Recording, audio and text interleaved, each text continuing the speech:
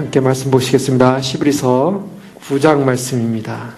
23절로 28절까지의 말씀 함께 찾으셔서 함께 같이 교도하시겠습니다. 바라는 자들에게 두 번째 나타나심이라는 제목으로 히브리서 36번째 말씀 함께 나누기 원합니다.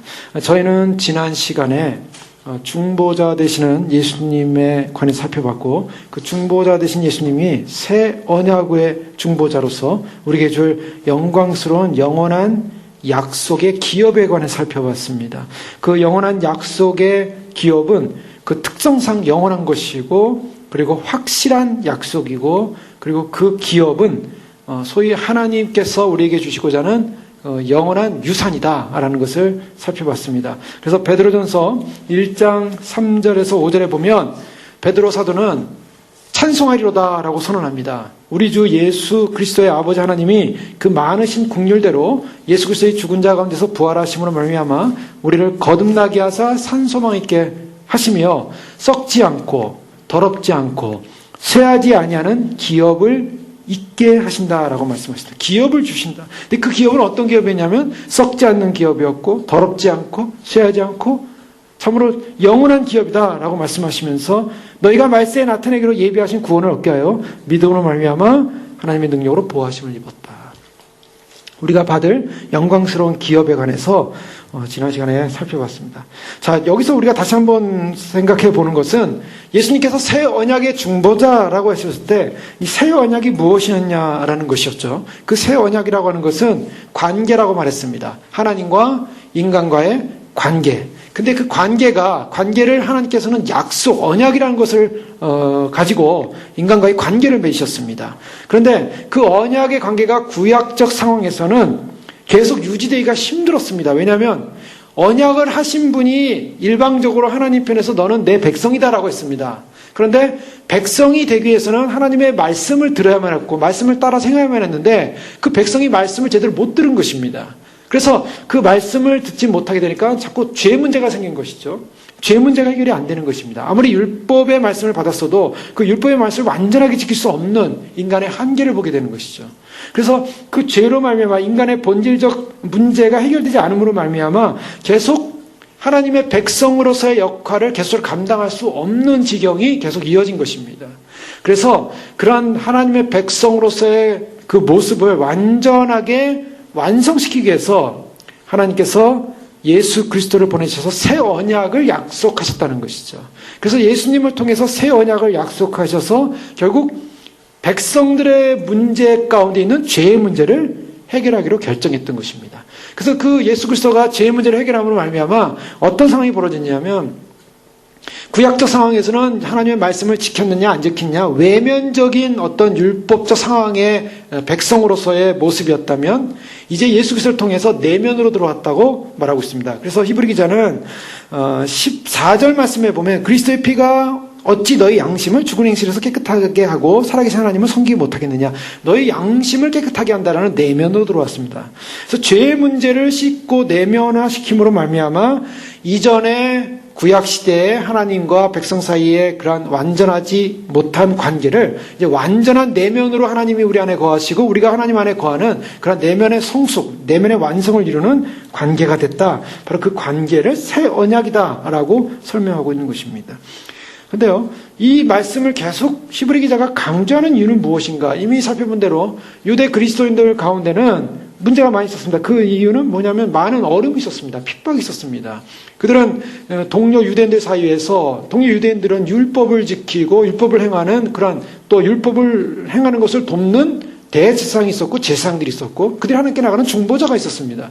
그런데 그리스도인이 되고 났을 때 유대인들을 향하여서 그리스도인들을 향해서 너희는 중보자가 없지 않느냐. 너희는 죄의 문제를 씻을 수 있는 어떤 눈에 보이는 가시적인 무슨 제사 행위가 없지 않느냐라는 그러한 문제로 인해서 그들은 많이 갈등하고 믿음에서 떨어져 나갔던 것을 보게 됩니다. 그래서 3장 12절 말씀에 보면 이미 살펴본 말씀드리지만 형제들아 너희는 삼가 혹 너희 중에 누가 믿지 아니하는 악한 마음을 품고 살아계신 하나님에서 떨어질까 조심할 것이요.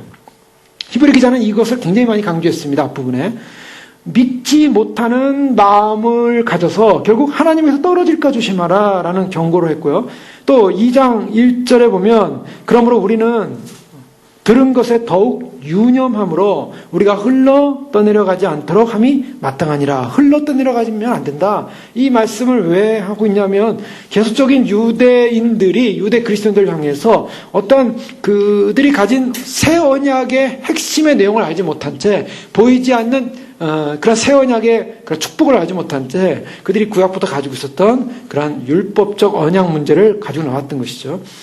출애굽기 24장 6절과 8절에 보면 이 구약 율법 가운데 특별히 제사 가운데 이스라엘 백성들이 하나님의 백성이 되는 근거가 그 언약적 근거가 나오고 있습니다. 24장 6절에 보면 모세가 피를 가지고 반은 여러 양푼에 담고 반은 제단에 뿌리고 그래서 모세가 제물의 피를 가지고 제단에 뿌립니다. 하나님의 제단에 뿌리고요. 8절에 보면 모세가 그 피를 가지고 백성에게 뿌리며 하나는 피의 절반은 제단에 뿌리고 하나는 백성에게 뿌렸습니다. 백성들에게 피를 뿌렸습니다.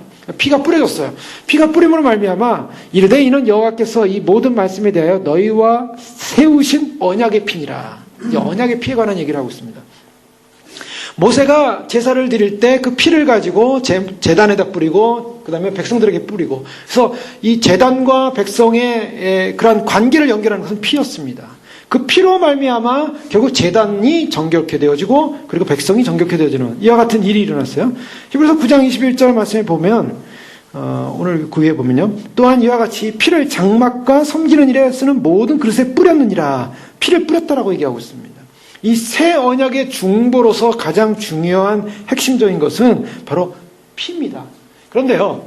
이 새 언약이라는 것이 지난 시간에 이미 언약의 개념이 두 가지라고 살펴보지 않았습니까? 언약과 유언이라고 했습니다. 그래서 카비너트, 영어로 카비너트고 디아데케라는 헬라어와 히브리어 베리트라는 말이 쓰이고 있는데 이게 다 같은 용어입니다. 번역의 상황인데 그런데 이 베리트나 디아데케라는 이 언약이라는 것은 유언이라는 의미를 담고 있다고 했습니다.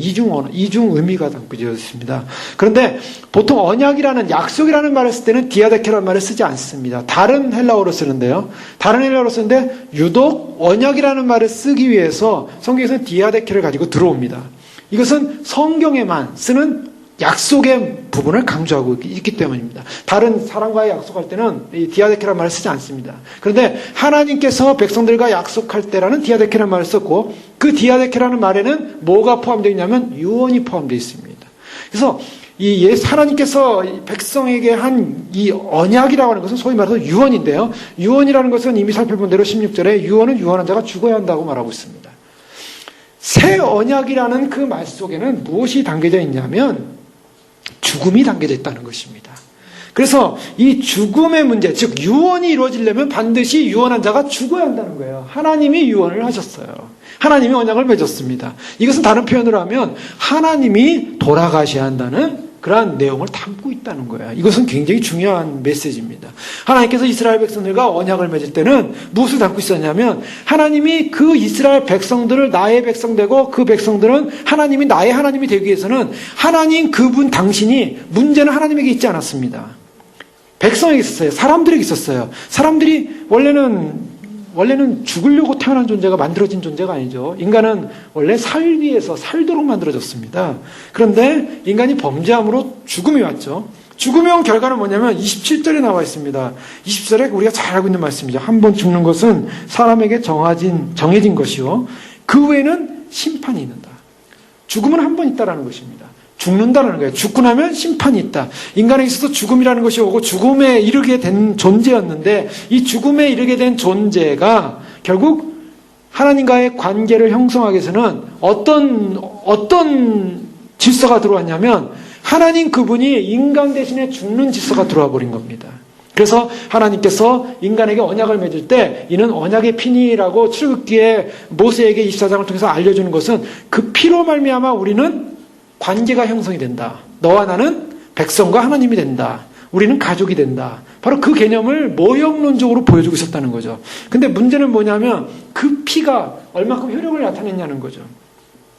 그 피가 25절에 보면 대제사장이 해마다 다른 것의 피로써 성소에 들어가는 것 같이 자주 자기를 드리려고 아니하실지니. 자, 그 피가 무슨 문제가 있었냐면 그 피는 이게 해마다 피를 뿌려야만 합니다. 해마다 피를 뿌리는데 자주 해마다 뿌려야 되는데 그것은 뭘 말하냐면 결국 인간의 이 죄의 문제는 죽음입니다. 근데 죽음으로서 해결이 돼야 되는데 죽음은 단 한 번밖에 없어요. 그런데 이 죄의 문제를 해결하기 위해서 짐승의 피가 계속 뿌려졌다는 건 짐승이 계속 죽었다는 것입니다. 그런데 한 번 죽음으로, 죽음은 한 번인데 계속 죽는 거예요. 짐승이 딱 한 번 죽었다고 생각해 보십시오. 그리고 더 이상 제사가 없다 그러면 그 짐승의 죽음 자체가 효력을 발휘해서 인간의 죄를 다 씻는 것입니다. 그런데 그 짐승, 제물로 드려지는 짐승이 아무리 피를 뿌려도 그 다음에 또 죽고 또 다른 짐승이 죽어서 또 피를 뿌려야 되고 또 다른 짐승이 죽어서 또 피를 뿌려야 되고 계속 짐승은 죽어야 되는 거예요. 아무리 피를 뿌려도 짐승은 또 죽어야 됩니다. 무슨 말이냐면 구약의 피뿌림, 즉 모세에게 약속하신 언약의 피라는 그 피뿌림을 가지고는 인간의 죄의 문제, 죽음의 문제가 해결되지 않는다는 것입니다. 그렇기 때문에 죽음은 단 한 번이야만 하는데 여러 번 죽어도 계속 죽어야 되는 거예요. 그러니까 죽음에 대한, 죄에 대한 처벌이 안 일어난 거예요. 죄에 대한 처벌이 일어나려면, 인간의 죄에 대한 처벌이 일어나면 죽음의 단 한 번의 죽음으로 끝이 나야 되는 겁니다. 그런데 그 단 한 번의 죽음이 아니라 계속 짐승이 죽어줘야 되고 아무리 죽여도요, 짐승을 아무리 1000년, 2000년 동안 죽여도 인간의 죄 문제가 쓰지 않는 거예요. 계속 죽여야 되는 거예요. 계속. 그래서 해마다 계속 죽였던 거예요. 그런데 예수님께서 오셔서 성경이 오늘 보여주는 말씀 가운데 특별히 주목되는 말씀이 26절에 자기를 단번에 제물로 드렸고 28절에도 죄를 담당하시려고 단번에 드리신 바. 자, 예수님의 제물, 예수님께서 자신의 피를 갖다 쏟으시는 이 죽음의 사건은 단 이례적으로 끝났다는 것입니다. 즉 이것은 무엇을 상징하냐면 인간의 죽음의 문제가 예수 그리스도를 통해서 해결이 끝났다는 거예요. 예수님께서 계속 죽으실 수 없다는 것입니다. 죽음은 단 한 번이라는 거예요. 바로 이 27절에 말하는 한 번 죽는다는 것, 죽음이 한 번이라는 것은 두 번 죽는 것이 없는 것입니다. 결국 인간이 이 땅에 태어나서 자신의 죄로 말미암아 결국 죽어야 되는데 그 죽음은 단 한 번이에요. 근데 그 죄에 대한 대가가 죽음이고 그 다음에 뭐가 나타난다고 합니까? 심판이 있다는 것입니다. 그러니까 이것은 무엇을 말하냐면 인간은 하나님과의 관계 안에서 끊어진 존재였고 결국 그 끊어진 존재는 자기 죄로 말미암아 한 번 죽어야 된다는 겁니다. 인간은 다 한 번 죽어야 돼요. 이 죽음의 문제를 아무도 해결할 수가 없어요. 이 땅에 호흡하고 숨쉬고 사는 사람들 다 죽습니다. 한 번 죽어요. 그런데 사람들은요, 한 번 죽었다가 다시 다음에 좋은 세상에서 또 태어날 것이, 또 다음 세상에 태어날 것이. 많이 윤회 사상을 믿는 사람들이 많이 있습니다. 무신론자 가는 데는. 윤회라는 것이 없어요. 이 땅에 태어난 것은 단 한 번 육신의 몸으로 태어났고 한 번 죽는 것입니다. 그런데 그 죽음이라는 것이 어떻게 죽어야 하냐가 중요한 거예요. 죄 문제가 해결되지 못하고 죽은 사람은 전부 심판에 들어갑니다. 여기서 이 심판이 따른다는 이 말은 영원한 저주요, 영원한 사망이요, 자기 죄에 대한 영원한 형벌을 받게 되는 심판을 말하고 있습니다. 그리고 죽음이 얼마나 무서운가. 그럼 이것은 무엇을 말하냐면 우리에게 무엇을 교훈을 주냐면 인간들이 이 땅에 태어났을 때 인간들이 이 땅에 태어나서 해야 될 일이 무엇인가? 반드시 구원 문제를 찾아야 한다는 것입니다. 아멘. 여러분, 많은 사람들이요, 이 땅에 태어나서 이 땅에 사는 목적이 잘못되어 있어요.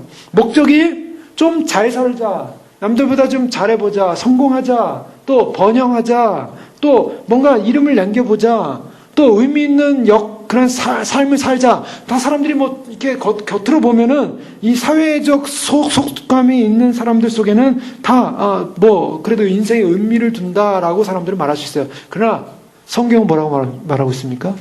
그것이 목적이 아니라는 거예요. 아멘. 인생의 목적은 구원의 길을 찾아야 한다는 것입니다. 아멘. 많은 사람들이 이 땅을 자기를 중심으로 해서 인생을 살다가 결국 인생의 어떠한 벽에 부딪혀요.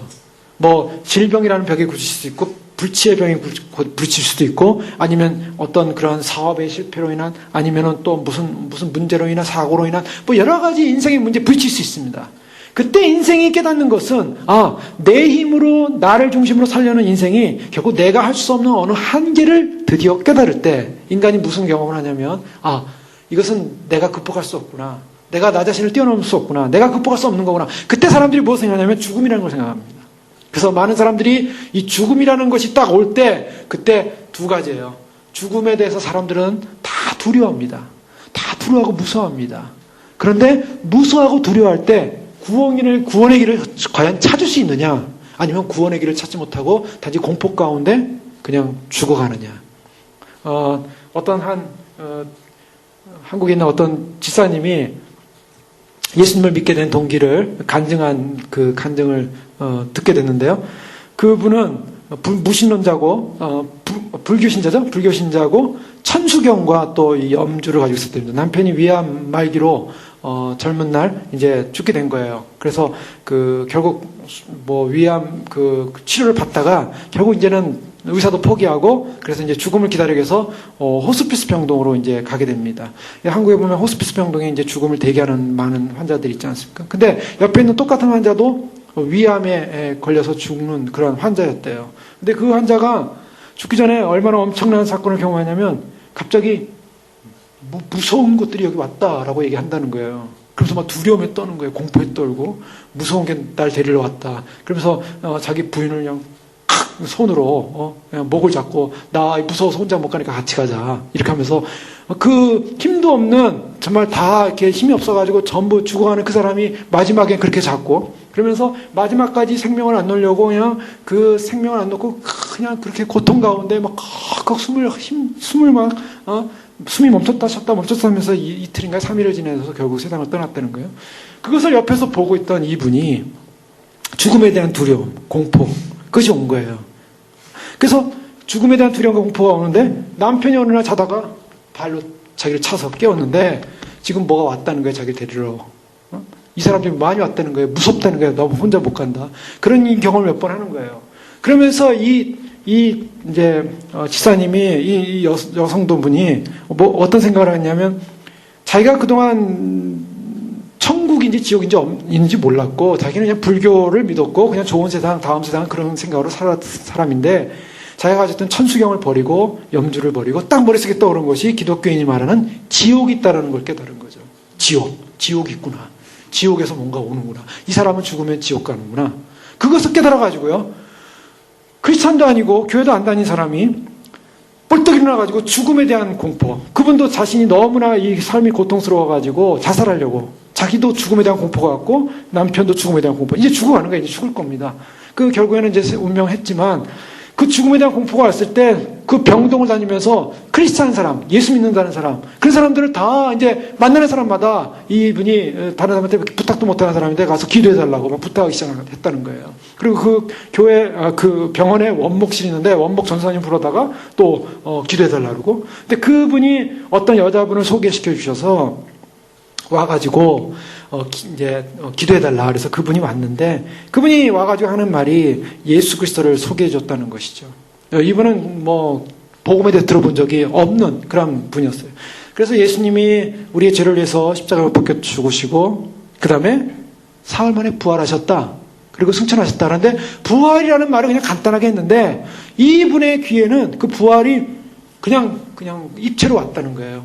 부활. 죽는 게 아니구나. 죽은 후에는 삶이 있는 거구나. 그냥 다 믿어졌대요, 그 순간에.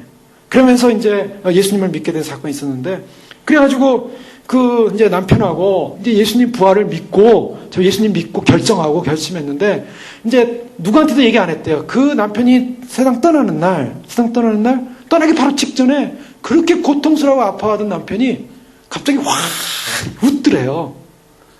이 부인이 그걸 본 거예요. 그전에는 막 뭐가 왔다 무섭다고 해서 몇 번을 그런 경험이 있었는데 갑자기 확 웃더래요.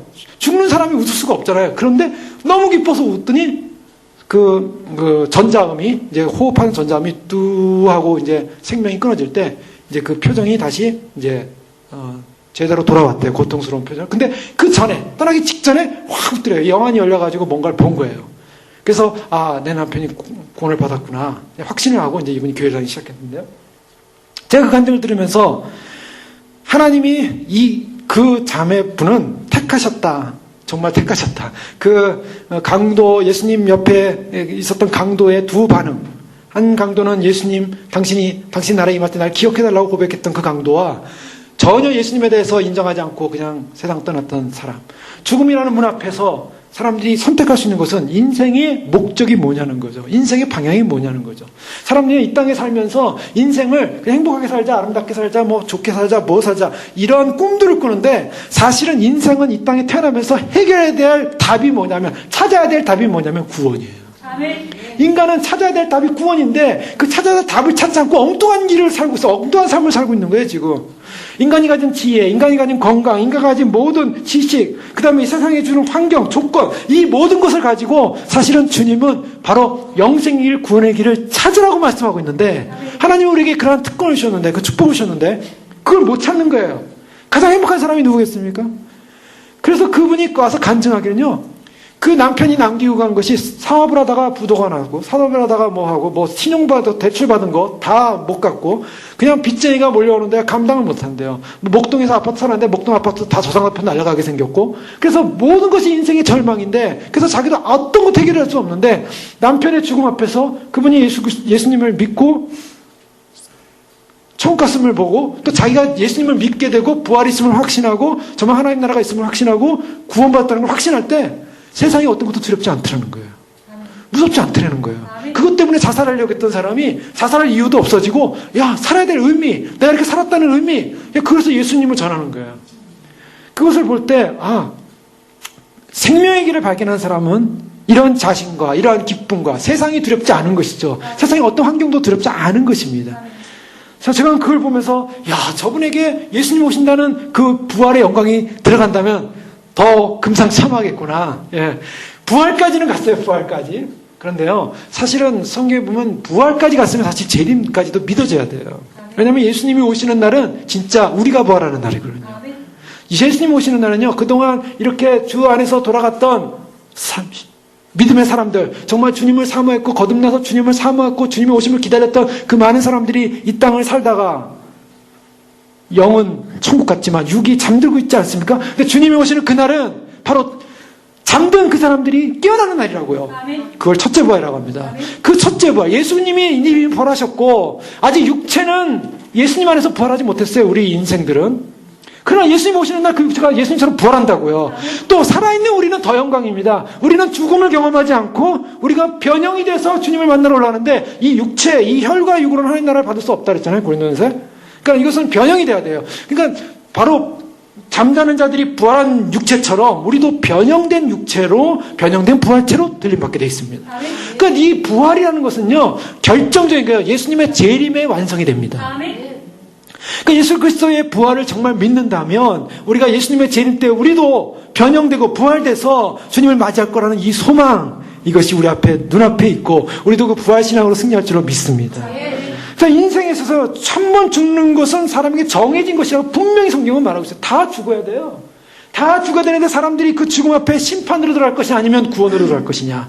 바로 이 결정이 일어나야 됩니다. 그래서 그걸 찾아야 되는데요. 그걸 찾지 못하는 거예요.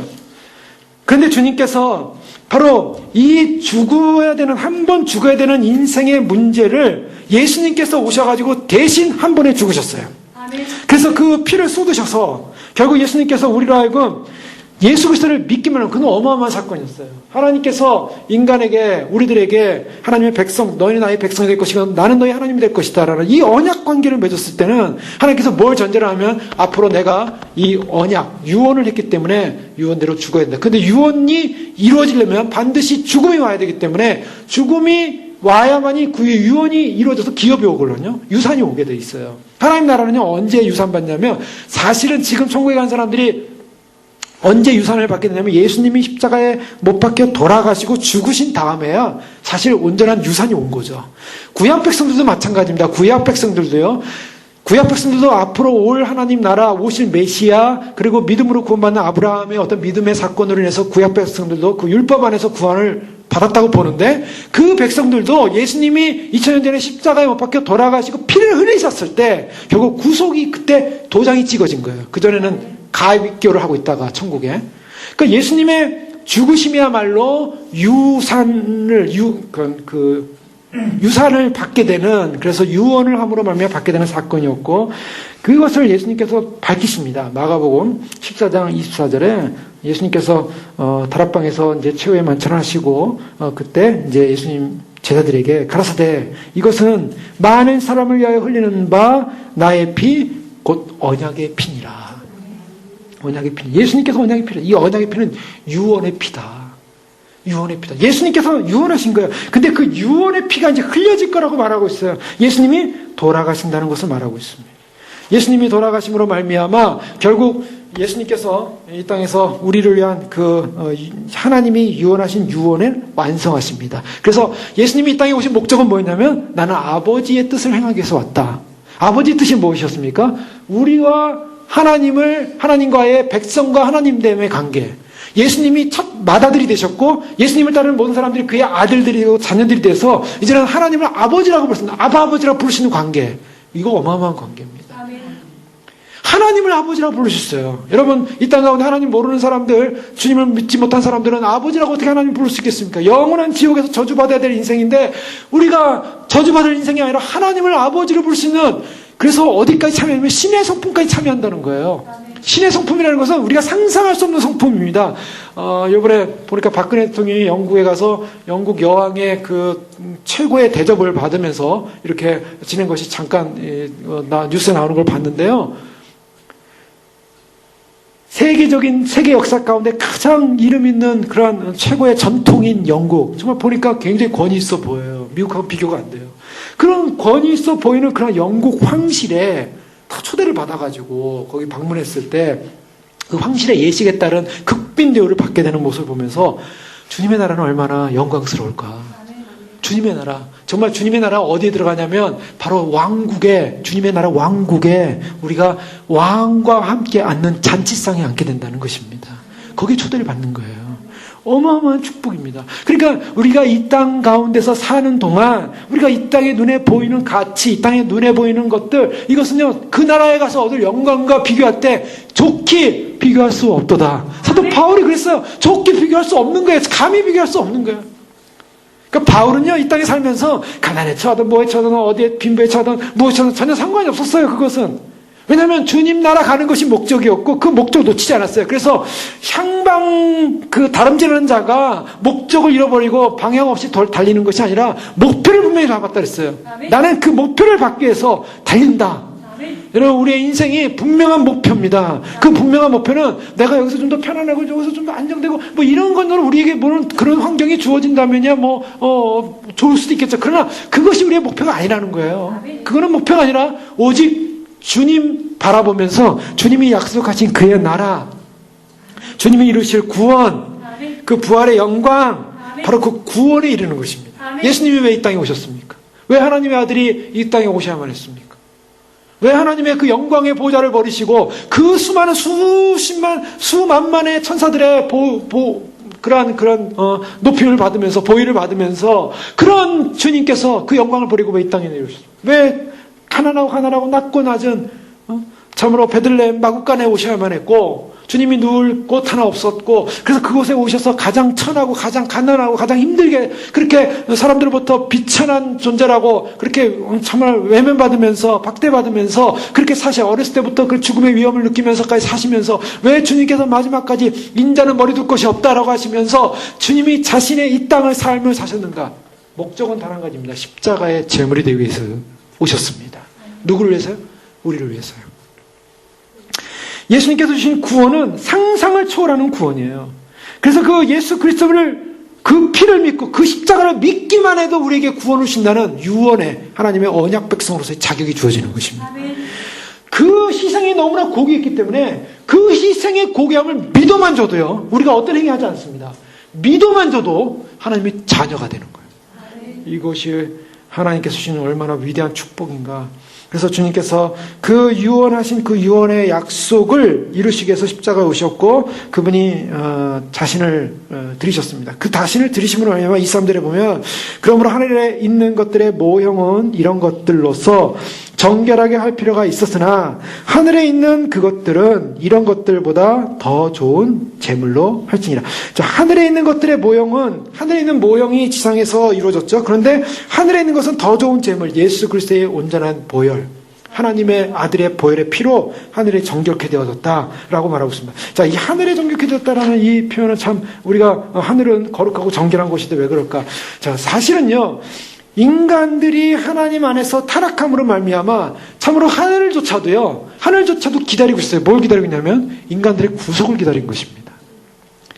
사람들의 구속을 기다리고 있는 거예요. 그래서 하늘의 모든 관심의 내용이 어디 있습니까? 하늘의 모든 관심의 내용은 이 땅에 있는 하나님의 백성들이 구속받기를 하늘에서도 기대하고 있다는 거예요. 얼마나 영광스러울까. 그래서 하늘에 있는 참으로 믿음의 선진들이 우리를 응원한다고 하지 않습니까? 하늘에서 바로 구속받아야 될 백성들이, 이방 백성들이 구속받아야 되고, 그 다음에 이스라엘이 돌아와야 되고, 이런 마지막 때 일어날 모든 구속의 완성이 이루어지기를 하늘도 기다리고 있는 거예요. 그래서 구속받은 백성이 전부 하늘에 올라가야 하늘의 구원받은 수가 차는 것입니다. 그 하늘에 구원받은 수가 차야만이 하늘이 온전한 새하늘과 새 땅의 길이 열리는 거예요. 하나님이 그걸 계획해 놓으셨습니다. 그 때문에 예수 그리스도의 피를 통해서 참으로 우리가 정결케 되어지고 거룩해 되어지고 칭의를 입고 그래서 하나님과 화목되어지는 역사, 그것이 바로 에베소 1장 10절에 이렇게 말씀하고 있죠. 하늘에 있는 것이나 땅에 있는 것이 다 그리스도 안에서 통일되게 하십니다. 하늘의 것과 땅의 것이 통일된다. 이것은 바로 예수 그리스도 안에서 하늘의 것과 땅의 것이 연합되어지고 하나 되어짐을 말하고 있어요. 그러니까 예수님의 피로 말미암아 보혈로 말미암아 그 구속의 은혜가 우리에게 주어졌을 때 하늘과 연합되어지는 사건이 일어난다고 말하고 있습니다. 또 고린도서 1장 20절에도요. 그의 십자가의 피로 화평을 이루사 만물고 땅에 있는 것들이나 하늘에 있는 것들은 그로 말미암아 자기와 화목해 되기를 기뻐하십니다. 하늘에 있는 것들도요. 그리스도의 피로 말미암아 바로 땅에 있는 것들과 화목이 일어난다는 거예요. 그러면 하늘에 있는 것들이 땅의 문제 해결이 안 되면 하늘의 것도 참으로 이 문제가 있다는 거예요. 이게 지금 하늘의 것도 땅의 것과 화목이 일어나서 하나가 돼야만이 주님의 온전한 구속의 완성이 이루어진다는 것입니다. 그러니까 주님이 우리가 이렇게 좀 거시적으로 본다면요, 우리 하늘에 있는 분들은 그냥 하늘문 딱 닫아버리고 이 지구 문제 그냥 잊어버리고 지구는 그냥 다 불덩어리로 다 해서 다 주님께서 없애버리면 되지 않는가? 그렇잖아요. 주님께서도요, 이 땅에 있는 하나님의 백성들이 이곳에서 정결케 되고 거룩해 되어지고 그래서 그리스도의 피로 말미암아 구속받은 백성이 돼서 하늘에 있는 백성들과 하늘과 연합되어지는 관계가 돼야만이, 그 화목의 관계가 돼야만이 하나님 나라의 온전한 새 영광의 새 질서의 나라가 회복이 되는 것입니다. 그러니까 우리의 이 땅에 있는 사람들도 사명이 있는 거예요. 사명이 뭐냐? 우리가 그 하늘 백성으로서 잘 준비해야 한다는 것입니다. 하늘 백성으로서 거룩한 백성으로 준비되어야 하는 것이죠. 히브리 3장 1절 말씀에 그러므로 함께 하늘의 부르심을 입은 거룩한 형제들, 하늘의 부르심을 받았어요. 우리의 믿는 도리의 사도시며 대제사장이신 예수를 깊이 생각하라. 예? 빌립보 3장 10절 잘 아시죠? 오직 우리의 시민권은 하늘에 있는지라. 거기서 구원하는 자 곧 주 예수 그리스도를 기다리노니. 예? 하늘에 있는 우리, 시민권이 하늘에 있는 우리입니다. 이것이 얼마나 위대한 특권인가 여러분. 우리는 하늘에 속한 존재입니다. 하늘에 속한 사람이요. 그 하늘에 속한 존재로서 우리가 하나님의 예수 그리스도의 제사의 최종적 완성을 맛보는 사람들이다 라는 것이 성경의 말씀입니다. 예수님께서 그와 같은 십자가에서 돌아가심으로 말미암아 그의 제사로 말미암아 결국 승리하셨어요. 에베소 4장 8절에 10절에 보면 그러므로 이르기를 그가 위로 올라가실 때 사로잡힌 자를 사로잡고 사람들에게 선물을 주셨다 하였도다. 사로잡힌 자는 뭐겠습니까? 사단 권세를 사로잡고요. 사단 권세를 사로잡고 우리에게 선물 주셨어요. 구원이라는 선물을 주셨다는 거예요. 은혜의 선물을 주셨습니다. 올라가셨다 하셨은즉 땅 아래 곳으로 내리셨던 것이 아니면 무엇이냐? 주님께서 이 땅에 내려오셔서 성육신하셔서 내려오셔서 이곳에서 사시다가 이곳에서 십자가 못 박혀 돌아가시고 그 다음에 다시 올라가셨어요. 우리가 요한복음에서 계속 살펴보는 것은 뭐였습니까? 요한복음 전체를 살펴보면서 알 수 있는 것은 뭐냐면 요한복음 마지막에 글 나오고 있어요. 이 모든 기록한 목적이 뭔가? 요한복음을 기록한 목적은 예수 그리스도가 누군지 알고 내게 영생이 있게 하려 함이라. 그러면 예수님께서 이 땅에 오셔서 하신 일이 무엇인가? 우리가 잘 보십시오. 예수님께서 이 땅에 오셔가지고 십자가 못 박혀 돌아가신 이 피의 제사, 이 히브리적 율법적 제사의 방법, 레이적 제사의 방법으로는 피를 흘리시는 사건이었어요. 그것을 하셔야만 했습니다. 예수님은 어린 양으로서. 그래서 세례요한이 보라 세상 세를 지어는 하나님의 어린 양이로다. 희생제물로 돌아가실 그 피를 본 거예요. 그 중보자의 피, 그 단번에 돌아가. 그러나 예수님께서 그 어린 양의 피로서 돌아가시기 직전까지 예수님이 하신 일이 뭡니까? 예수님이 하신 일은요, 예수님이 누군가를 알리는 일을 했어요. 계속. 그것이 예수님의 사역이에요. 그래서 예수님이 무엇을 말하냐면 그의 백성들에게 나를 본 자는 아버지를 보았고 나를 믿는 자는 바로 아버지를 믿는 거고 아버지를 믿는 자는 나를 믿는 것이다. 아버지와 나는 하나다. 계속 예수님이 무슨 말씀입니까? 예수님 자신을 계시하고 계셨어요. 예수님이 이 땅에 하신 일은 바로 그분이 누군가, 그분을 인식해야 한다는 거예요. 그분을 인식해야만이 그분의 죽음이 무엇을 가져온다는 걸 알 수 있다는 것입니다. 그래서 제자들이요, 3년 동안 예수님과 함께 다녔지만 예수님이 예수님 자신을 드러내는 것을 베드로만 주는 그리스도시요 살아계신 하나님의 아들이시니이다. 메시아로서 고난받는 종으로서, 이사야에서 말하는 고난받는 종으로서 이 땅에 오셔서 죽으시는 바로 그 메시아적 인물인 그리스도를 인식했어요. 그러나 많은 사람들이 인식을 못했습니다. 세례요한은 인식하고 세상 떠났지만 그럼 많은 사람들이 인식하지 못했어요. 특히 유대 지도자들, 유대 종교 지도자들 인식하지 못하는 거예요. 그래서 계속 그 문제에 싸우지 않습니까? 누구냐, 그리스도였든 말하여라. 계속 그 문제에 싸운다고요. 예수님은 계속 나는 말하였느니라, 나는 근이라, 나는 빛이라, 나는 생명이라, 나는 길이다, 문이다. 예수님은 자신을 계속 드러내고 말씀하시잖아요. 예수님이 하시는 모든 기적들, 예수님이 하시는 모든 그런 구제하는 사건들, 그런 모든 사건들이 뭐냐? 예수님을 증언하고 있는 거죠. 표적은 그 예수님을 증언하고 있는 거예요. 그러니 우리가 예수님을 믿는다는 이 사건은요, 바로 하나님의 아들 그분을 인식한 것이고 그분이 나를 위해 십자가에 못 박아서 피 흘리셨다는 그 사건. 그래서 하나님께서 이미 이스라엘 백성들에게 언약의 피로서 모세에게 알려준 모형론적인 그 피의 제사가 예수 그리스도를 통해서 완성됨으로 말미암아 예수 그리스도를 통해서 이제는 우리가 죽지 않고 나를 위해 대신해서 한 번 죽으신 예수님을 믿음으로 말미암아 나의 죽음이 떠나가 버린 것입니다. 아멘. 그래서 이제는 내가 하나님과의 관계가 형성이다. 어떤 관계? 예수 그리스도의 피로 말미암아 나는 하나님의 백성, 바로 하나님은 나의 아버지. 아멘. 그렇게 고백이 되게 되는 것입니다. 엄청난 사건이요, 영광입니다. 바로 이와 같은 예수님의 죽으심이 바로 바로 그 히브리 유대인들이 가졌던 그 율법적 대제사장 기능과는 비교할 수 없는 탁월한 것이다. 비교가 안 된다는 거예요. 아무리 매년마다 아무리 희생의 피를 뿌려도, 백성들에게 뿌리고 제단에 뿌려도 결국에는 인간의 본질적 죄 문제 해결 안 된다는 거예요. 예수님이 그래서 그 죄 문제 해결하기 위해서 스스로 죽음의 심판을 받으신 것입니다. 그리고 단번에 들여 구원에 이르는 그런 놀라운 사건을 이루신 거예요. 이것이 얼마나 위대한 특권인가. 이것이 예수님께서 그 일을 하셨는데요. 28절 말씀에 보면 이와 같이 그리스도도 많은 사람의 죄를 담당하시려고 단번에 들이신 바 되셨고 구원에 이르게 하기 위하여 죄와 상관없이 자기를 바라는 자들에게 두 번째 나타나시리라.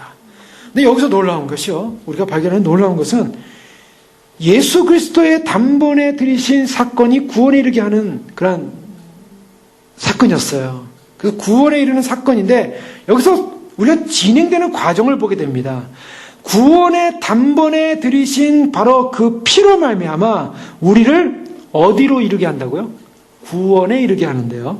구원에 이르게 하기 위하여 그 구원이 어디서 완성됩니까? 죄와 상관없이 자기를 바라는 자들에게 두 번째 나타나시리라. 아멘. 그러면 이것을 거꾸로 보십시오. 두 번째 나타나셔야만이 구원에 이른다는 거예요. 아멘. 자, 물론 우리가 요한복음 같은 데 오면은 종말의 현재성입니다. 그래서 우리가 그것을 예전에 다루지 않았죠? 다루지 않았습니까? 바로 구원이라는 것이 바로 미래에 있는 것이 아니라 바로 지금 와 있다. 그래서 예수를 믿는 사람이 이미 구원을 받았다. 믿지 않는 사람은 심판을 받았다. 이미 구원 심판 갈라져 있어요. 물론 맞습니다. 그것이 바로 현지적으로 들어와 있어요. 구원이 우리 안에 들어와 있고 구원이 믿지 않는 사람은 심판이 이미 와 있어요. 그런데요, 이것을 역사적으로 보면은 구원이라는 것이 언제 완성되냐? 자, 무엇이 구원입니까? 무엇이 죽음에서 살아나는 것. 즉, 이미 예수 그리스도 안에서 그의 피를 믿고 구원받은 백성이 하늘나라 갔지만 육체가 지금 땅에 있다고요. 잠들어 있다고요. 그 잠들어 있는 육체가 부활을 해야 되는 거예요. 자, 부활 개념은 두 가지로 볼 수 있습니다. 우리가 하나는 예수 그리스도를 통해서 볼 수 있고 하나는 우리를 통해서 볼 수 있어요. 예수님께서 대제사장으로서 지성소 안에 들어갔죠. 지성소 안에서 피를 뿌리셨습니다. 그래서 언약궤에 피를 뿌리시고요. 그 다음에 하나님이 그걸 연락하고 받으셨어요. 그래서 죄가 용서를 받았습니다. 죄가 용서를 받았다는 것을 이제 어떻게 해야 됩니까? 이제 지성소 밖으로 나와가지고요. 살아서 나와가지고 백성들에게 너희 죄가 용서함을 받았다라고 선포를 해줘야 돼요. 그래야 죄가 씻음받는 거예요.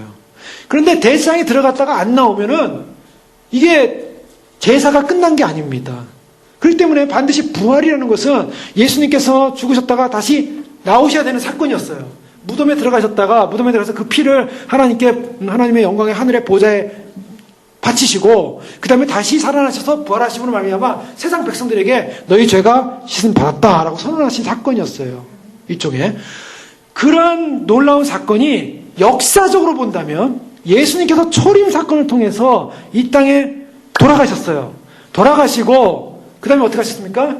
그가 하늘로 승천해서 하나님 보좌 우편에 올라가셨어요. 그래서 어떤 사람은 이렇게 얘기합니다.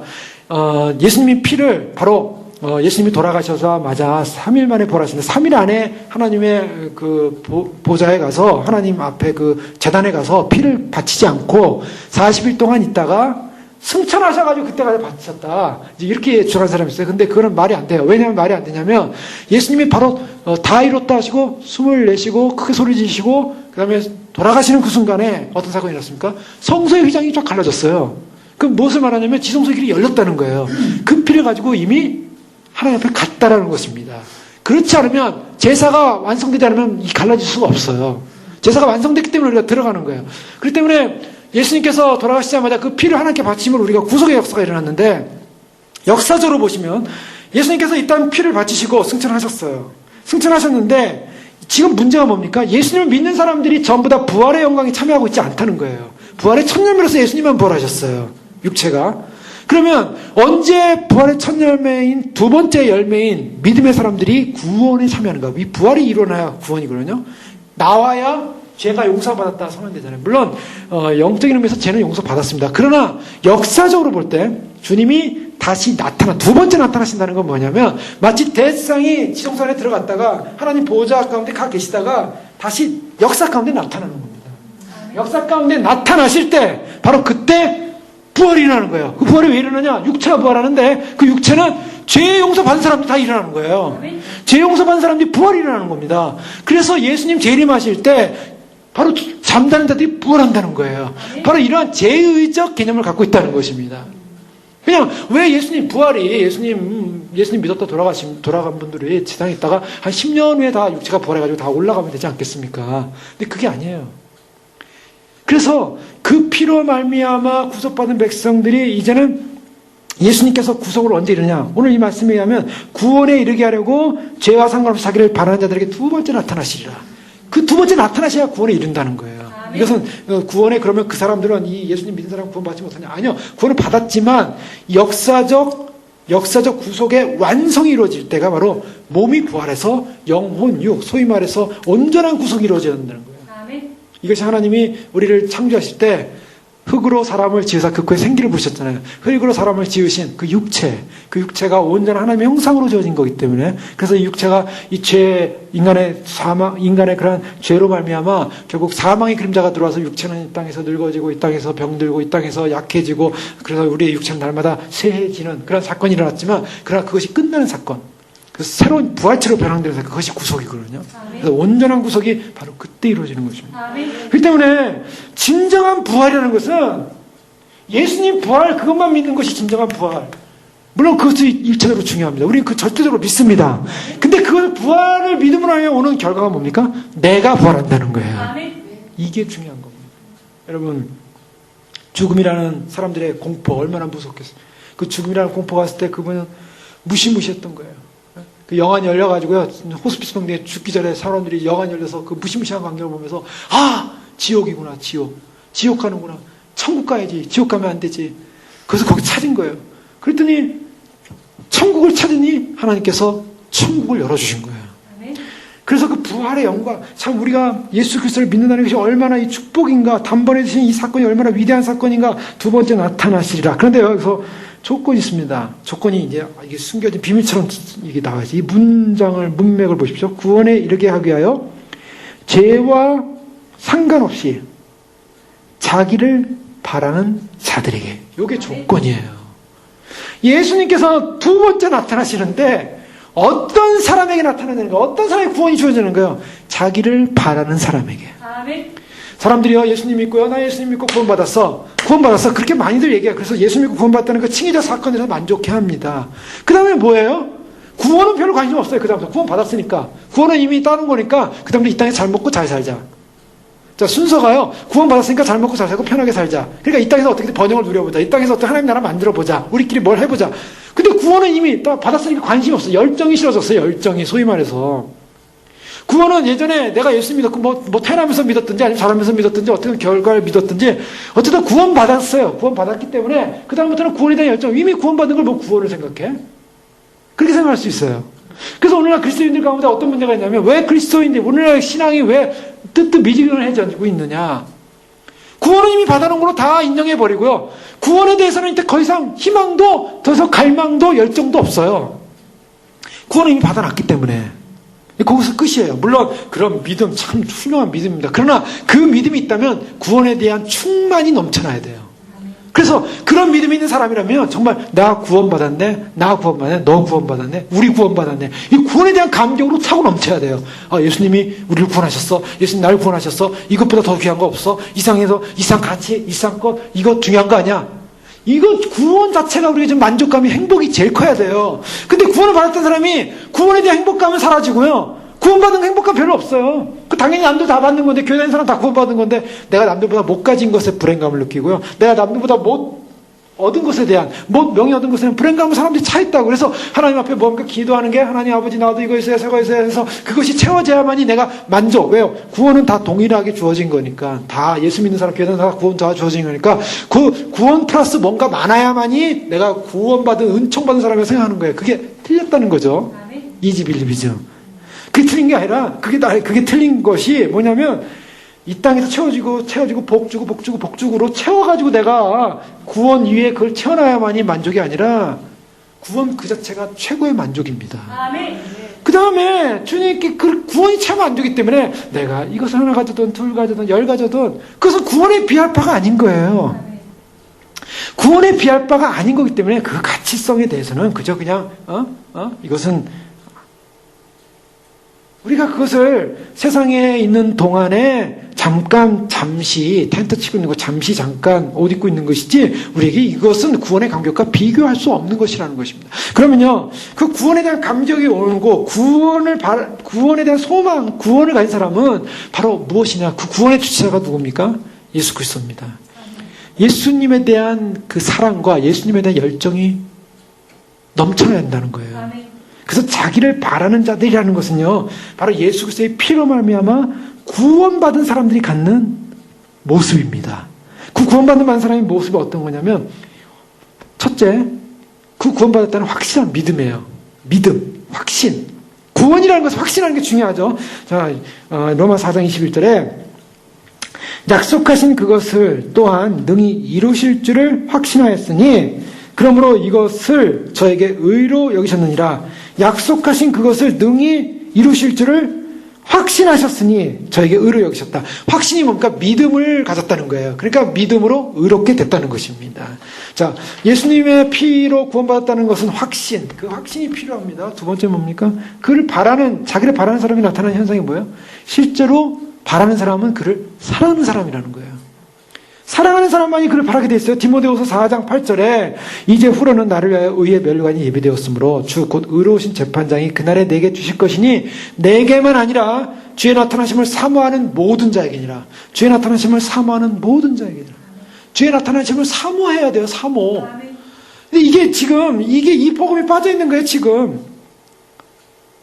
여러분, 어떤 분은 죽기 직전에 예수님이 부활하셨고 나도 부활할 수 있다는 우리가 사는 존재라는 그런 사실을 인식했을 때 그 감동이요, 세상을 이길 수 있었어요. 정말 그 부활의 감동의 기쁨이 너무나 충만했어요. 그런데요, 그 부활의 기쁨의 감동이 우리에게도 있지 않겠습니까? 우리도 부활의 감동이 있어요. 근데 그 부활의 감동인 사람은 주의 나타나심을 사모해야 되는 것입니다. 아멘. 왜요? 부활이 그날이니까. 아멘. 내가 부활하는 날, 내가 이 땅에서 더 이상 육신의 그런 묶임 속에 놓여있지 않고 주님 만나는 날, 그러니까 그 날을 사모해야 됩니다. 내가 사모해야 될 게 뭡니까? 내가 기대하는 게 뭡니까? 내가 사모하는 내 마음속에 내 생각 속에 뭘 바라고 있습니까? 뭐가 희망입니까? 뭘 감화합니까? 나의 가치성입니다. 내가 진짜 가치성 있게 여기는 게 뭡니까? 내가 정말 뭐가 행복한가? 여러분, 뭐가 행복합니까? 지금 뭐가 행복합니까? 뭐가 되면 행복할 것 같습니까? 우리가 우리 자신을 한번 돌이켜봐야 돼요. 그래서 내가 지금 이 현실 속에 내가 뭘 하면 행복할까? 무엇보다도 주님 모심이 가장 행복해야 될 줄로 믿습니다. 주님 모시는 게 가장 행복한 거예요. 그거 외에는 행복 없어요, 정말. 그것이 주님을 사모하는 사람에게 의로운 재판장이 나타나셔서 그날에 내게 면류관 주신다는 거예요. 그 면류관 받는 날이 제일 사모스러워야 되지 않겠습니까? 가장 큰 면류관, 영광의 면류관. 그 주에 나타나심을 사모하는 거, 사랑하는 것입니다. 여기 말씀에 자기를 바라는 자들, 자기를 바라는 예수 그리스도를 바라는 사람은 사랑하기 때문에 바라는 거죠. 또 그것은 바란다는 건 뭘 말할까? 갈망, 목마름이 있다는 거예요. 목마름.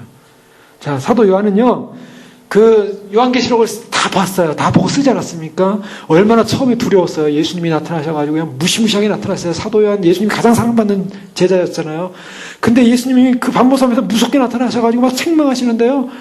막 정말 그냥 무시무시하게 그냥 막 사지가 다 떨려서 막 정말 죽은 자처럼 떨리는 가운데 예수님의 말씀을 받게 되는 거예요. 그러면서 보는 환상들이 너무 무시무시해요. 그래가지고 그가 이끌려가지고 천상에 올라갔는데 천상에 올라가서 하나님이 가지고 있는 그 7 민된 두루마리 봉인된 두루마리 앞뒤로 써진 그 두루마리를 뗄 적 없으므로 막 울잖아요. 사도 요한이 울었어요. 천국에서요. 천국에서 막 웁니다. 그러니까 장로 중에 한 명이 울지 마라. 이것을 뗄 분이 있다. 바로 어린 양 예수 그리스도다. 그분이 떼시잖아요. 떼시는 걸 이제 보여주는 거예요. 척척 보여주는데 앞으로 장래될 일이 무시무시한 인류에 없는 대환란, 대심판이 하나님의 심판이 이르렀다. 심판이 이르렀다. 하늘에 있는 자는 복이 있고 땅에 있는 자는 저주가 있고 화가 있도다 하면서 그 심판의 상황을 다 보다가 백보자 심판까지 다 봤잖아요.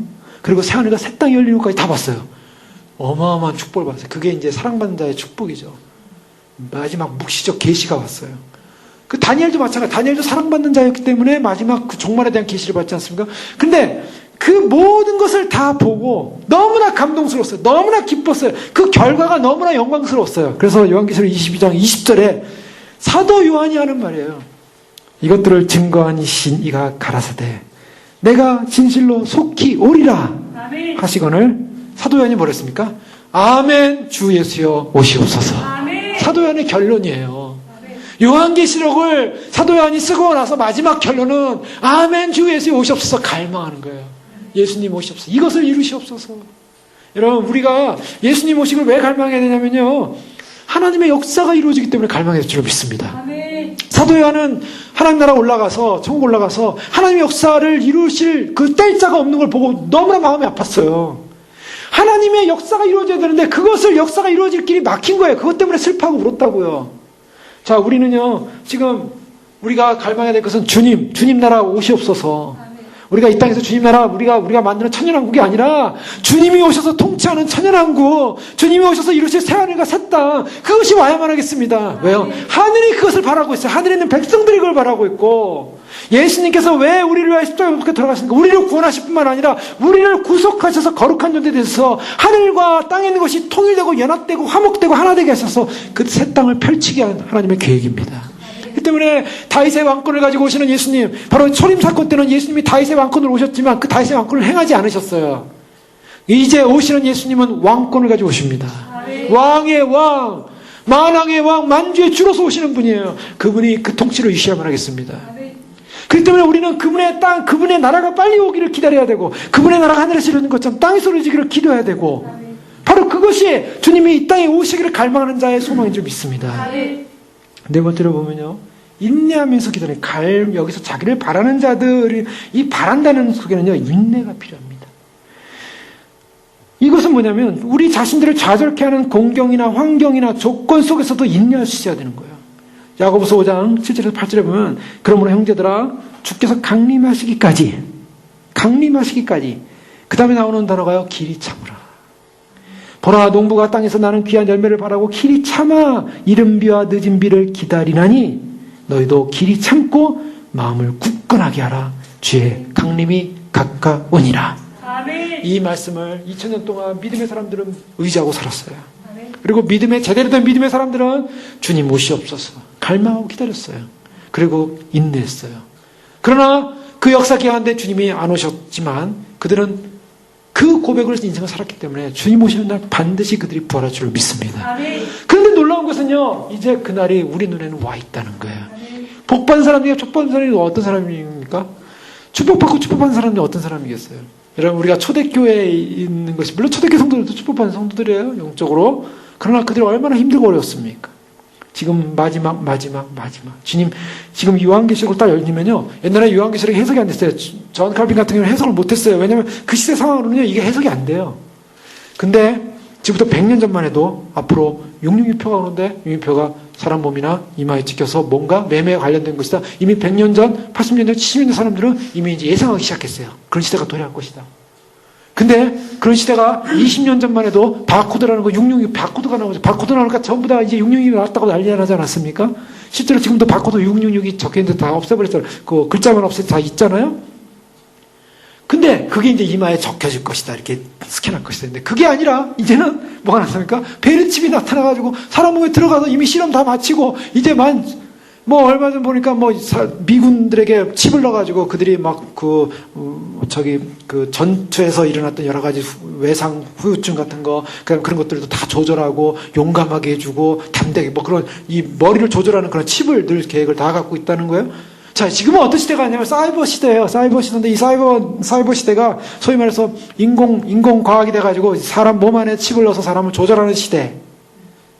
그런 시대에 와 있다고요. 그러니 이제 이 시대는 바로 성경이 말한 예수님 요한계시록 나오는 바로 그 662 시대가 지금 이미 이제 들어가는 거 이미 다 실행하려고 하고 있지 않습니까? 우리 다 보고 있잖아요. 여긴요, 의심할 것도 없고 혼란스러울 것도 없어요. 눈에 와 있어요. 인류 역사의 마지막에. 인류 역사의 마지막에 와 있는 거예요. 최첨단의 과학의 마지막, 인간의 지식의 마지막에 와 있어요. 이제 성경대로 응하게 되는 것입니다. 이제 보십시오. 주님이 말씀하신 대로 재난의 시작이 돼가지고 자연, 난리가 나지 않습니까? 지금 이러한 상황 속에서 이스라엘이 회복되어졌고, 이스라엘이 눈앞에 와 있고, 이스라엘이 이번 주 보니까 미국 캐리 국무장관인가요? 그 사람이 가서 이란에 우라늄을 계속 우라늄 시설을 계속 가동하게끔 해주겠다 이렇게 얘기했대요. 이란에 가서. 그리고 이제 이스라엘 오지 않았습니까? 이스라엘 와서는 나타나는 총리에게 그저께인가요? 목요일날 협박을 했어요. 위협을 했어요. 이스라엘이 자꾸 정착촌 만들면 지금 팔레스틴과의 평화가 깨어진다. 하지 말아라 라고서 압력을 넣었어요. 나타나는 거 어떻겠습니까? 나타나면요, 이거 미국은 끝났다라고 이미 생각한 거예요. 이미 미국은 끝나요. 미국이 안 도와줘요, 지금. 우라는 계속 하라고 해놓고, 이란에 가서는. 그래서 그거를 아주 통탈할 만한 결정이었다라고 이번 주에 얘기했어요. 나타나는 총리가. 그러면 얼마 전에 2주, 3주 전에 이미 유엔 기조연설에서 나타나는 총리는 그런 얘기하지 않았습니까? 이스라엘은 절대로 역사상에 없어지지 않을 것이다. 아모스 성경을 인용했어요. 성경의 예언대로 된다.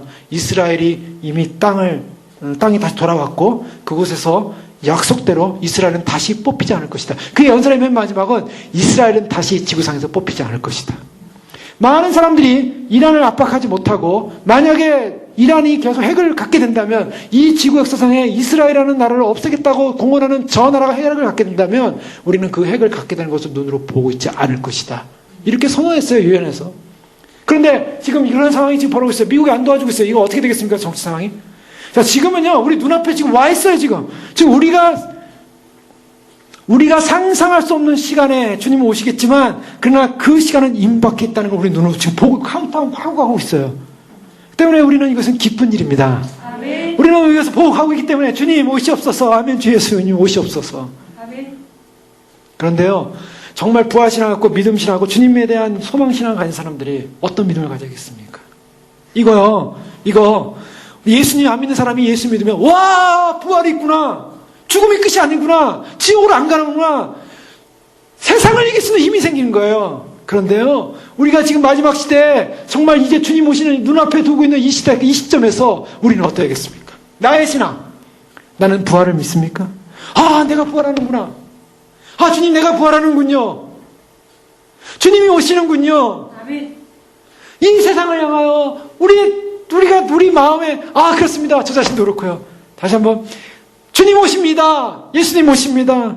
이 재림의 신앙은 부활의 신앙이고 구속의 완성의 신앙이고 예수님께서 통치하는 신앙이고 주님이 나라를 이루시는 놀라운 역사의 시간입니다. 그 시간이 왔습니다. 아멘. 그래서 막 우리가 주님을 향해 달려가야 될 줄로 믿습니다. 아멘. 하박국 2장 3절에도요. 이 묵시는 정한 때가 있나니 그 종말이 속히 이르겠고 결코 거짓되지 아니하리라. 비록 더딜지라도 기다리라. 지체되지 않고 정령 응하리라. 아멘. 응하리라. 하나님의 말씀 반드시 하게 될 줄로 믿습니다. 아멘. 주님은 이 말씀대로 오시고 이 말씀대로 이루실 거예요. 여러분 이 말씀대로 주님이 우리의 십자가 2000년 전에 돌아가신 사건 우리 눈으로 보지 않았어요? 그러나 우리가 믿습니다. 그 사건이 그 피는 살아서 지금도 나를 용서하고 나를 씻기고 나를 정결케 하고 나를 거룩하게 하고 하나님을 아버지로. 그래서 이 증거가 뭐냐? 성령 하나님이 오신 거예요. 예수님께서 십자가에 못 박혀 돌아왔을 때 그 증거가 성령이 오셔서 우리를 하여금 그 확증을 하게 하고 담대함을 갖게 하고 그 성령님으로 말하면 새 백성된 거룩한 존재로서 그 능력 안에 살 수 있도록 만드셨습니다. 이것이 결정적인 증거입니다. 성령을 받은 사건. 여러분 예수님의 피로 구원받은 사건은 성령이 오심으로 보증하셨다고 말하고 있어요. 내가 성령이 있기 때문에 그 성령이 보증받은 사람 나의 구원의 확신이 있고 부활의 영광의 확신이 있습니다. 근데 이 부활의 영광의 확신은 이제 주님 오시는 날 부활체로서 실제로 사건이 일어나는 거예요. 아멘. 이런 이 휴거가 얼마나 위대한 사건입니까? 아멘. 우리의 몸이 변함돼서 참으로 그 시간 주님의 나라로 이 동네에 올라갈 텐데 차원 이동을 하는 거예요. 정말 공간 이동, 차원 이동, 영계의 이동을 하게 되는데 그 영광스러운 날이 오는 그 부활의 영광. 스마야 3장 8절에도 나 여호와가 말하노라. 그러므로 내가 일어나 벌할 날까지 너희는 나를 기다리라. 내가 뜻을 정하고 나의 분한과 모든 진노를 쏟으려고 나라들을 소집하며 열국을 모으리라. 온 땅이 나의 질투의 불에 소멸되리라. 내가 일어나 벌할 날까지 너희는 나를 기다리라. 아멘. 주님 우리에게 기다림을 주셨어요. 자, 우리가 자기를 바라는 자들에게 두 번째 나타나신다. 이 말씀 속에는요. 바로 이와 같은 주님에 대한 확신, 주님의 약속에 대한 확신, 또 주님을 사랑하는 그 마음, 사모하는 마음, 또 갈망하는 마음, 그리고 기다리는 마음. 그래서 히브리서 6장 25절에도 아브라함은 오래 참아 기다림으로 약속을 받았다고 말하고 있어요. 그 다음에 중요한 것이 있습니다. 뭐냐면 다섯 번째로 주님이 나타나실 때를 위하여 자신을 예비해야 한다는 것입니다. 이 바라는 사람에 있어서 주어지는 분명한 사실은요. 마태복음 25장 10절에 열처녀비 나오죠. 다섯 처녀 신랑을 맞이합니다. 저희가 살아간 동안에 신랑이 오므로 함께 혼인잔치에 들어갔다가 아니라 거기에 뭐가 들어가냐면 예비하였던 자들은, 준비했던 자들은 함께 혼인잔치에 들어가고 문은 닫힌지라. 여러분 누가 주님을 맞이합니까? 예비한 사람이 맞는 거예요. 그래서 저희가 예수님 오심을 증거하는 거예요. 예수님 오심을 알리는 겁니다. 왜요? 예비하라고. 여러분 그냥 물론 증거하지 않고 예배하는 분도 있을 수 있겠어요. 잘 모르면서 예배하는 분들도 있을지 모르겠어요. 그런 분들은 또 하나님께서 어떤 방법으로 깨워줄 수도 있겠죠. 그러나 이것을 많은 사람들이 오시는 걸 눈앞에 보고도 예비가 잘 안 된다고요. 지금 세상이. 지금 눈앞에 온다는 걸 알면서도 긴장이 안 되는 세상이에요. 지금 사단이, 이 세상이 참으로 사람들의 마음을 점점 게으르고 점점 나태하게 하고 몸도 짓누르는 세상이 돼버렸어요. 지금요, 저한테 지금 그동안 한 4년 동안 주님 오심 증거하면서 여러 가지 연락했고 만났고 또 이렇게 했던 분들의 이제 연락을 가끔 갖다 받다 보면 요즘 하시는 분들이 전부 하시는 말씀이 다 잠들었다는 거예요. 얼마 전에 이 이스라엘 계속 가서 선교하시는 그 한송 교사님, 그분 이번 주에 통화를 했는데 오셨어요. 근데 통화를 했는데 이스라엘에 다 잠들어 있대요. 거기서 기도 모임을 하는데 주님 오심에 대해서 전부 긴장 안 하고 있다는 거예요. 지금 주님 오심을 준비했다는 사람들도 다 긴장이 빠져버렸어요. 왜 빠져버리니까 이게요 영적인 일이었어요. 영적인 일입니다. 휴거로 소망하는 사람들도요 휴거에 대한 소망보다는 이제 어떻게 식어지고 있는 거예요. 이게 위기입니다. 이게 바로 다 잠들새, 졸며 잘새. 자, 누가 예수님을 맞이하냐? 예비한 사람들. 아멘. 그럼 예비를 어떻게 할 것이냐? 예비는 분명합니다. 우리가 날마다 주님 앞에서 기도로 다시 한번 기도의 줄을 회복해야 될 줄 믿습니다. 아멘. 참 기도의 다림줄 붙잡았고 아버지 앞에 기도하고 주님 앞에 기도하고 더 나아가서 우리 자신을 노력해서 우리가 늘 해왔던 것처럼 우리가 영적으로 회개하는 일을 계속해야 되고, 그래서 주님을 사모하고 갈망하고 성령의 충만함으로 우리가 찬송함으로 예배함으로 주님과의 교제 가운데 깊이 들어갈 줄 믿습니다. 바로 그것이 우리에게 행복인 거예요. 그것이 우리에게 축복인 거죠. 여러분 보십시오. 주님과의 관계가 지금 멀어져 있어요. 주님과의 관계가 멀어져 있으면요, 이게 주님을 알고 오심을 안다 할지라도 사람들은요 세상 삶이 살면서 공허한 거라고요. 뭔가 불안하다고요. 그 때문에 우리가 주님 오심을 알고 준비한다는 것은 주님과의 관계를 긴밀히 하는 것입니다. 긴밀히.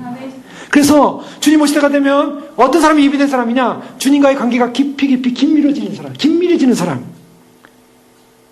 그래서 제가 그동안 또 이렇게 말씀 전하면서 그 부분에서 많이 강조하지 못하고 그랬던 것 같아요. 우리가 정말 주님과의 관계를 더 긴밀하게 해서 우리가 더 시간을 내서 무릎을 꿇어야 되고요. 더 말씀 앞에 무릎을 꿇어야 되고, 이 말씀을 그냥 형식적으로 우리 주님 오실 때니까 우리가 몇 장씩 읽어야지 이런 게 아니라, 이 말씀이 내 말씀입니다. 이 말씀의 부활이 나의 부활입니다. 주님의 재림이 바로 주님, 우리 지금 시간에 와서 주님을 만날 시간이 오고 있습니다. 얼마나 떨리겠어요.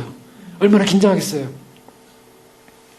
자, 누가복음 12장 35절 이하에도 허리에 띠를 띠고 등불을 켜고 서 있으라, 서 있으라. 너희는 마치 그 주인이 혼인집에 돌아와 문을 두드리며 문을 열어주려고 기다리는 사람과 같이 되라. 주인이 와서 깨어있는 것을 보면 그 종들은 복이 있으리로다. 내가 진실로 너에게는 주인이 띠를 띠고 그 종들을 자리에 앉히고 나와 수종하리라. 성경 분명히 말합니다. 주님 오실 때 어떻게 하라고요? 띠를 띠고 등불 켜고 서 있으라.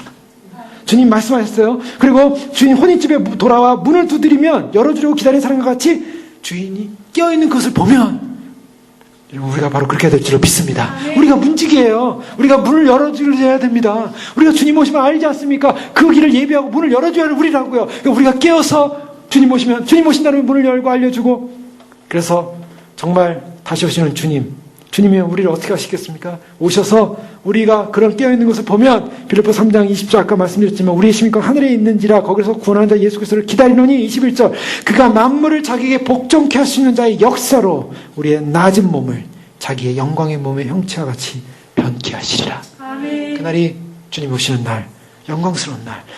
바로 이것이 히브리서 기자가 예수 그리스도가 왜 단번에 십자가에 못 박혀 돌아가셨는가, 어디까지 연결됩니까? 다시 오시까지 연관되는 거예요. 십자가의 초림과 그리고 다시 오시는 영광의 재림이 바로 온전히 이루어질 그때 우리가 그리스도의 피가 우리를 온전히 구원하셨다는 구원에 참여하게 되는 줄 믿습니다. 그 구원은요, 주님 오시는 날 부활이요. 그 구원은 주님 오시는 날 들림입니다. 그 때문에 들림 받는 것, 휴거되는 것은요, 바로 구원에 참여하는 것입니다. 이것을 사람들이 몰라요. 왜 휴거에 대해서 관심을 안 갖고, 왜 휴거에 대해서 휴거가 옵션인 줄 알아요, 사람들이. 지금 마귀가 그렇게 사람들을 미혹시키고, 성경에서는요, 주님이 오시는 그날, 우리가 구름소로 끌어올려 주님을 맞이하는 그것이 우리에게서 구원임을 말씀하고 있습니다. 변형되는 날, 부활하는 날이에요. 그럼 그날 부활하면 언제 부활할 거예요? 이방인에게 주어진 축복, 이방 교회에게 주어진 축복, 그날 우리가 부활할 줄을 믿습니다. 먼저 세상 떠난 분들은 그날 반드시 부활해야 되고요. 살아있는 우리는 그날 부활해야 돼요. 함께 주님을 맞으러 올라가야 될 줄로 믿습니다. 기도하겠습니다. 이 시간 기도할 때 주님 앞에, 주님 그렇습니다. 정말 나를 위하여 십자가 2000년 전에 오셔서 참 피 흘려 돌아가신 그 주님 바라보면서 아버지 하나님, 그 부활의 영광의 날이 다가오고 있습니다. 주여, 당장 죽어가는 사람의 눈앞에는 참으로 사는 것 외에는, 그리고 구원받는 것 외에는 참으로 인생의 목적이 없는 것을 아는데, 주여, 많은 사람들이 숨을 쉬고 호흡하고 눈을 뜨고 살고 있지만 그것이 참으로 그 이러한 삶 속에서 자신들의 진정한 인생의 목적이 참으로 주님을 맞이하는, 그래서 구원에 이르는 그 구원의 길임을 깨닫지 못한 채, 참으로 알지 못한 채 참으로 방황하는 이때, 아버지, 우리는 분명한 목적을 알고 있습니다. 분명한 구원의 길을 알고 있습니다. 분명한 구원의 완성을 알고 있습니다. 다시 두 번째 다시 오시는 주님, 이제 오시는 주님, 그 십자가의 피의 구속의 완성을 이루셔서 우리에게 부활을 이루시게 하여 오시는 주님이 오심으로 말미암아 주님이 승리하셨고 주님이 구속하셨고 우리가 그 구원 백성이 되었다는 것이 증거될 것입니다. 주여, 그날을 위하여 깨어있게 하시고 준비하게 하시고 기다리게 하시고 소망하게 하시고 이제 눈앞에 오신 주님을 향하여 달려가시도록 축복하여 주시옵소서. 주여, 부르게 하겠습니다. 아버지 하나님 믿습니다. 우리를 향하여 구속하실 주님을 믿습니다. 이제 오셔서 아버지 하나님 우리를 구속하실 주님, 영광의 주님을 향하여 달려가게 하시고, 아버지 하나님 참으로 주님, 우리에게 주실 그 부활의 영광 빼앗기지 않고 놓치지 않게 하여 주옵소서. 이제 오실 주님을 향하여 이제 달려가며, 이제 오실 주님을 향하여 우리가 뛰어가게 도와주시옵소서. 아버지 하나님, 우리가 주님을 사랑합니다. 사모합니다. 아버지 하나님, 그래서 주님을 사랑하기 때문에 갈망합니다. 주님을 사모하는 아버지 모든 자에게나, 주님을 사모하는 모든 자에게나 아버지 하나님 주님을 사모하며 갈망합니다. 주여, 오시옵소서. 아버지 하나님, 참으로 주님, 이제 시간이 다 되어오고 있습니다. 아버지 하나님, 이제 시간이 다 되어가고 있습니다. 아버지 하나님, 참으로 주님, 이제 주님의 시간이 이제 임박하고 있습니다. 아버지 하나님, 우리가 잠들어 있어서는 안 되겠습니다. 원합니다. 아버지 하나님, 아버지 사람들이 점점 잠들어가고 있습니다. 사람들이 아버지 하나님 참으로 주님 오시면 소망을 잃어버리고 있고, 아버지 하나님 참으로 주님 이 땅 가운데 아버지 하나님 주님이 오시면 소식을 들면서도 사람들 아버지 하나님 이제 어떻게 되겠지 하면서 참으로 주님 참으로 그것을 아버지 하나님 참으로 주님 가볍게 보는 이때 아버지 하나님 우리가 참으로 깨어서 주님을 맞이하길 원합니다. 깨어서 주님을 영접하기 원합니다. 깨어서 주님 맞이하기 원합니다. 깨어서